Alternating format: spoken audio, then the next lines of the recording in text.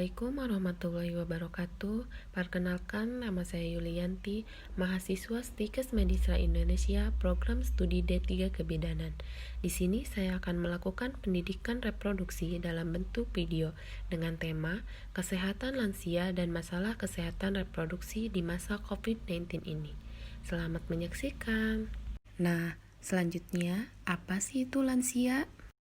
Jadi, lansia adalah manusia lanjut usia atau manula, merupakan populasi penduduk yang berumur tua dengan kelompok usia 60 tahun atau lebih. Menurut Padma 2010, lansia merupakan proses alamiah yang terjadi secara berkesinambungan pada manusia, di mana ketika menua seorang akan mengalami beberapa perubahan yang pada akhirnya akan mempengaruhi keadaan fungsi dan kemampuan seluruh tubuh. Selanjutnya ada proses menua. Proses menua merupakan proses psikologis tubuh pada setiap manusia.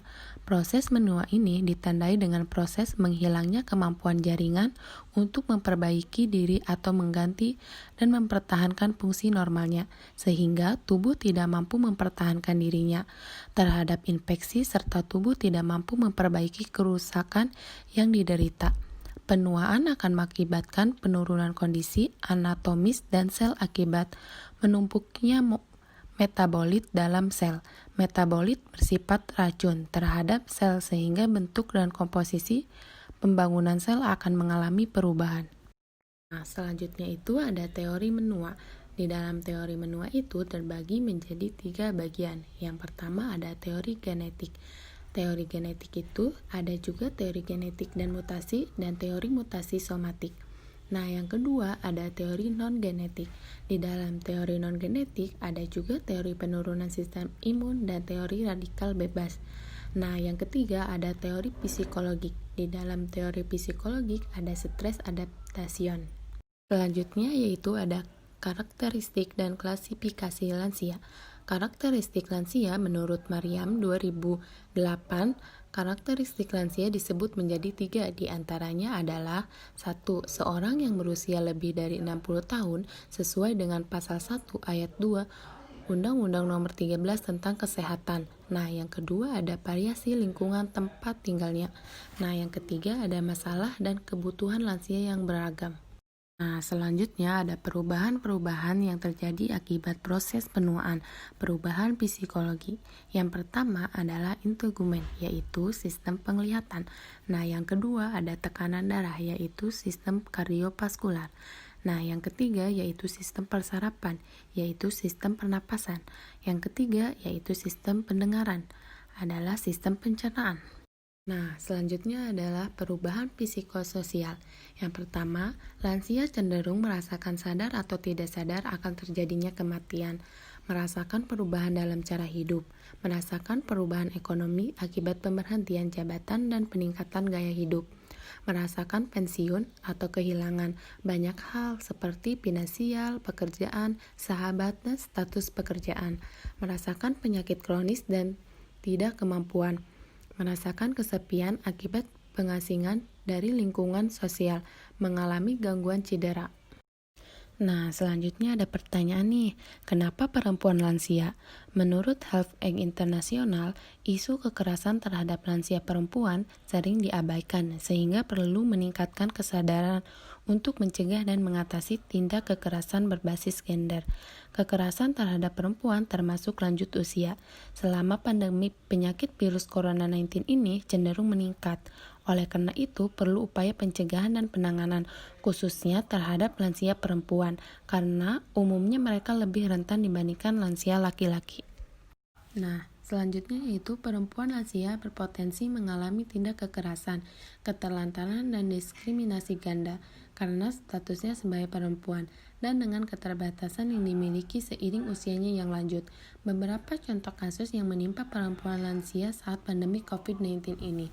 Nah, contohnya itu yang pertama, 2 perempuan lansia yang berinisial A berusia 75 tahun dan tetangganya yang berinisial N berumur 60 tahun sebagai korban penipuan dengan modus pendaftaran bantuan COVID-19 di Pelabuhan Ratu. Mereka kehilangan perhiasan berupa kalung cincin bernilai jutaan rupiah dengan total sekitar 30 gram. Nah, selanjutnya ada intervensi dalam rangka pencegahan. Yang pertama yaitu koordinasi dan sinergi, yaitu lintas sektor dan pemangku kepentingan lain di tingkat dan daerah. Yang kedua, optimalisasi tugas dan peran. UPTD, PPA atau P2TP2A, serta mendorong terbentuknya kerjasama dengan berbagai pengakuan kepentingan lain terkait perempuan lansia khususnya dan lansia umumnya di daerah.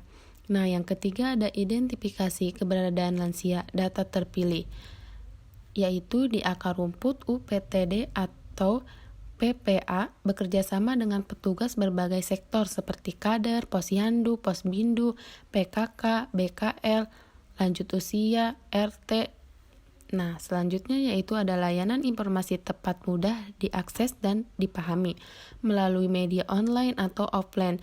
Para kader, pendamping sosial, RT, atau memberikan informasi dapat bersumber dari berbagai pemangku kepentingan. Nah, yaitu selanjutnya itu ada layanan pengaduan, yaitu nomor kontak yang mudah dihubungi, memudahkan berakses terhadap berbagai layanan sesuai yang dibutuhkan seperti kesehatan, sosial, ekonomi, dan bantuan hukum. Selanjutnya yaitu ada intervensi dalam rangka penanganan. Upaya penanganan terjadi tidak kekerasan, penelantaran, dan diskriminasi terhadap perempuan lansia. Dan lansia umumnya dilakukan dengan memperhatikan perbedaan karakteristik dan kebutuhan perempuan lansia dan laki-laki.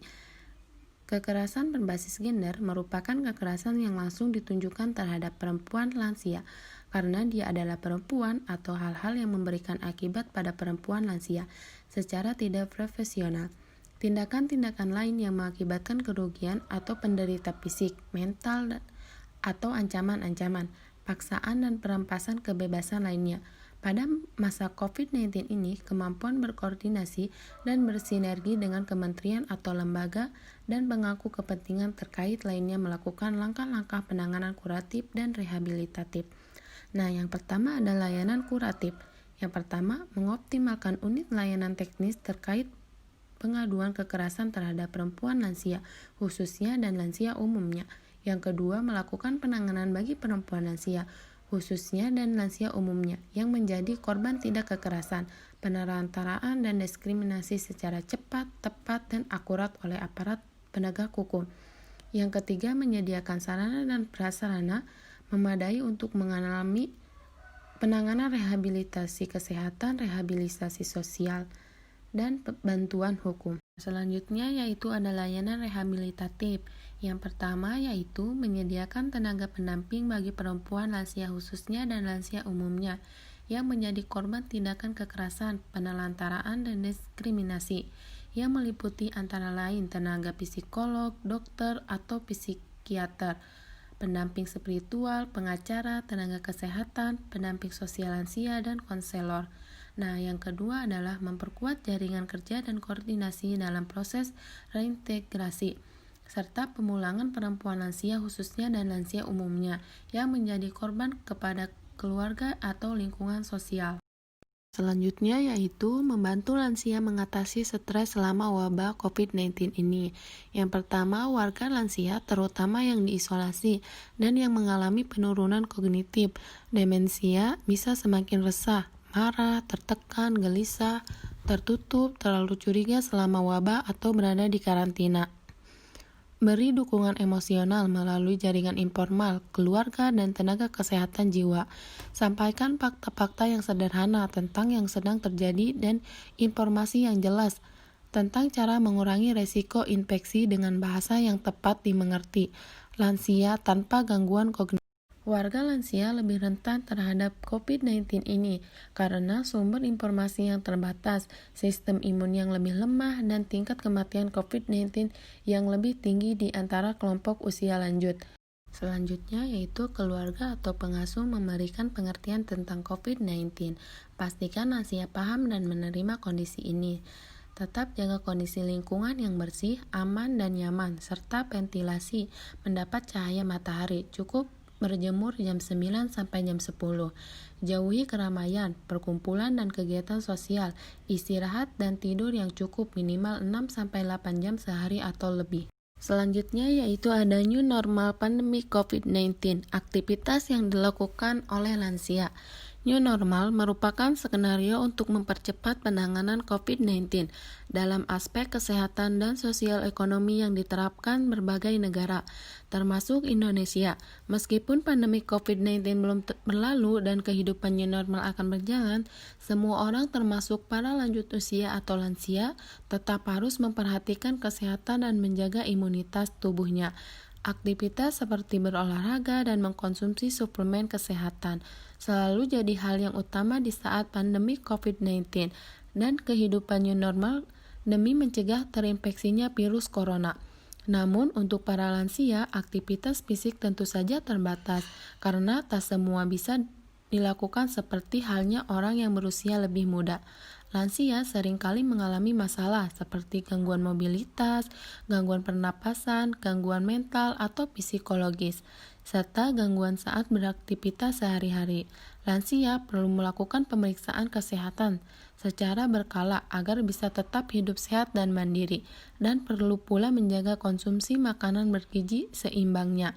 Seiring bertumbuhnya usia, seringkali muncul berbagai macam masalah kesehatan pada lansia. Salah satunya adalah gangguan memori.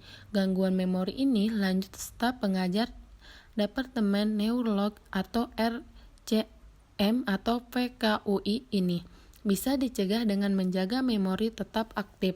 Salah satunya menyusun aktivitas di rumah yang tetap mengutamakan keamanan.